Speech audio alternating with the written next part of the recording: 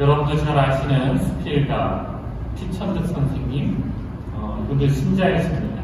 세례명이 프란치스코이신데, 피천득 선생님의 표현을 빌려 이렇게 강론을 시작한 이유가 또 있습니다. 선생님의 어머니는 검은 고를 잘 탔다고 합니다. 그래서 피천득 선생님의 고가 금아, 검은 고 금, 아이아, 금아입니다. 10살 때 어머니를 잃은 그분께 춘원 이광수 선생님께서 영원히 어머니의 아이처럼 자라라고 그렇게 지어주셨다고 합니다. 신약 성경에 나오는 어머니들을 생각해 봅니다. 제일 먼저 제베도의 두 아들 야고보와 요한의 어머니입니다.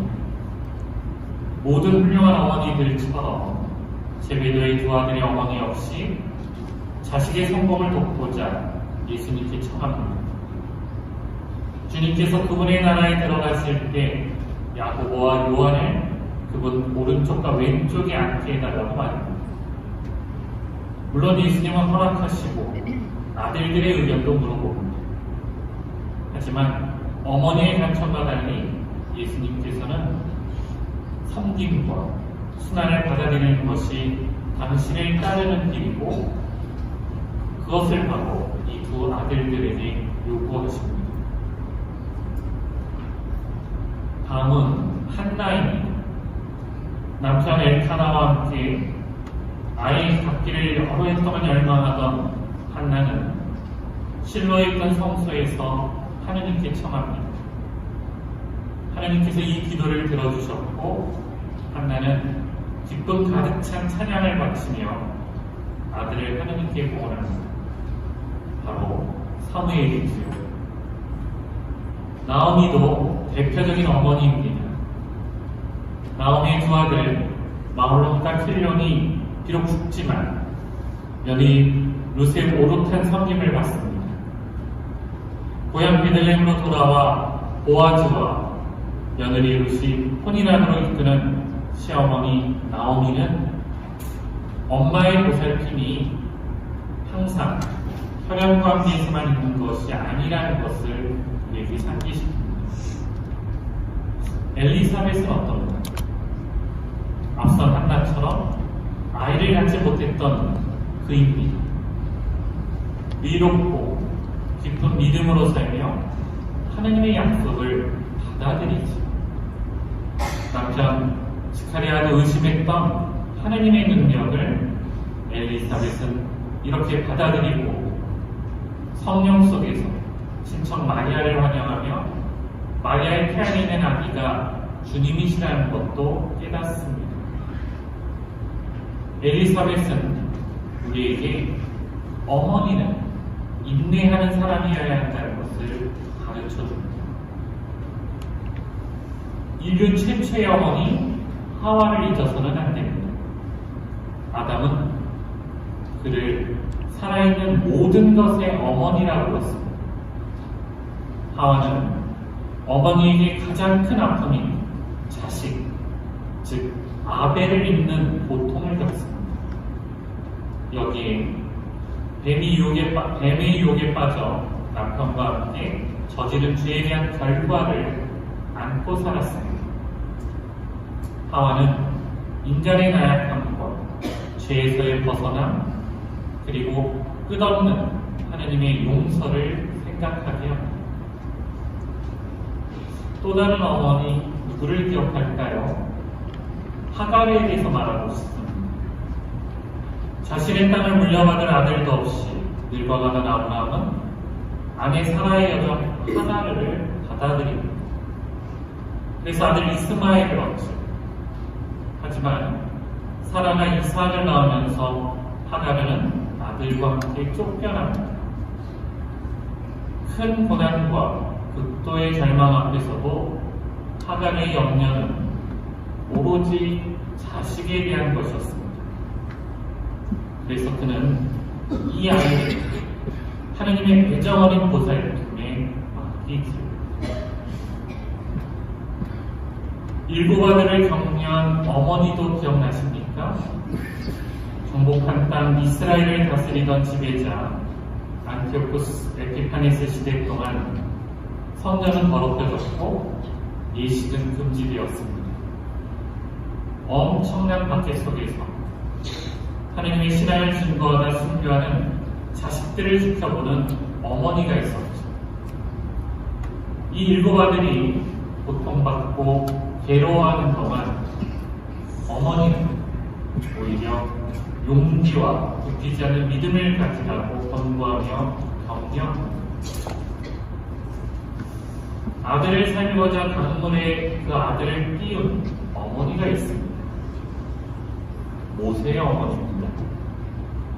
히브리인들의 세력이 커진 것을 막기 위해 이집트 임금은 산파들에게 히브리 여인에게서 태어난 모든 아들들을 죽이도록 명령합니다. 그런 가운데 더 이상 아들을 숨길 수 없었던 여인은 왕골 상자에 담아 나일강 물결 위에 띄웁니다. 누군가 건져서 살릴 것이라는 희망 속에서 그렇게 행동했던 것이죠. 모세의 어머니는 자식에게 좋은 일만 있기를 바라는 심정으로 입양시킬 수밖에 없는 어머니를 대표하는 사심없는 사랑의 예라고 하겠습니다. 이름 모를 어머니는 예수님께 병든 딸을 고쳐달라고 애원합니다.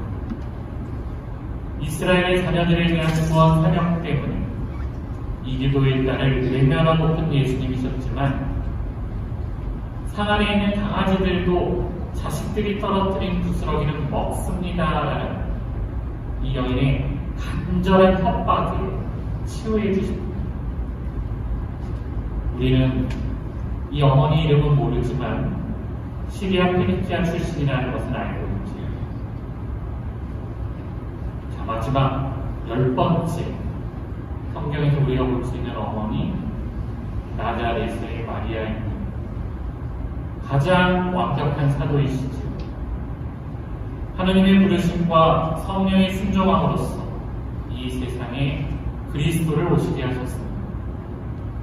자신도 힘겨운 상황에 친척을 돕고자 먼 길도 마다하지 않으셨습니다. 집안 살림도 너무나 잘하셔서 심지어 다른 집 혼인잔치상에도 관여하시어 곤란함을 해결해 주셨습니다. 항상 아들 예수님을 따라다니셨고 심지어 예수님의 죽음에까지 뒤따르십니다. 예수님께서는 십자가 위에서 마리아 어머니를 우리에게 맡기시며 이분이 내 어머니시다라고 하셨기에 마리아는 그의 어머니이시기도 합니다. 또한 새 하와 인류의 영적 어머니이십니다.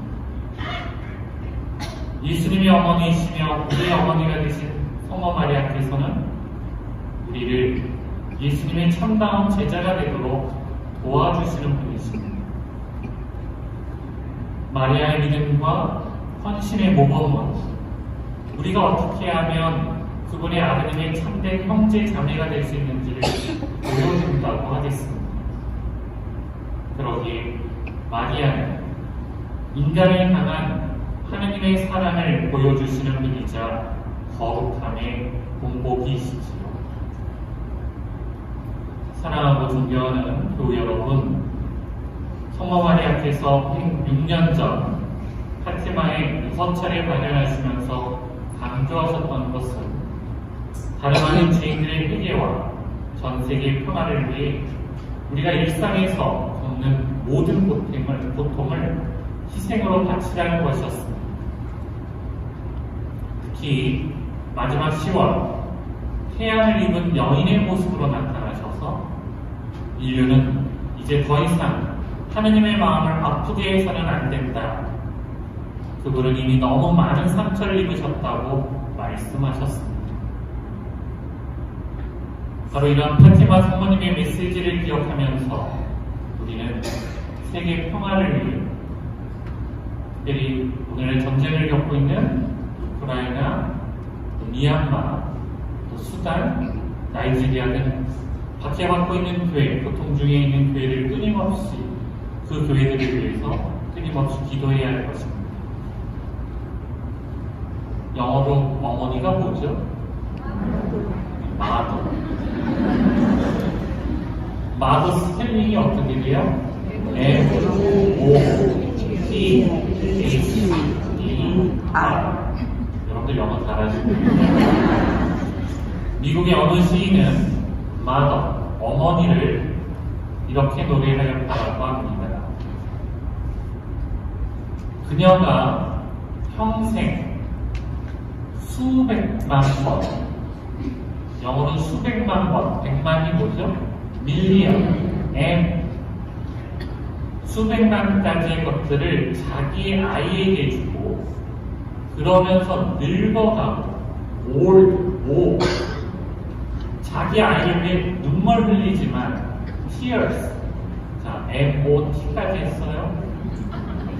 그 가슴은 heart, H, 멍들기보다 금처럼 빛나고 평생 사랑의 눈, 아이, 사랑의 눈으로 자기 아이를 바라보기에 언제나 그녀는 옳습니다.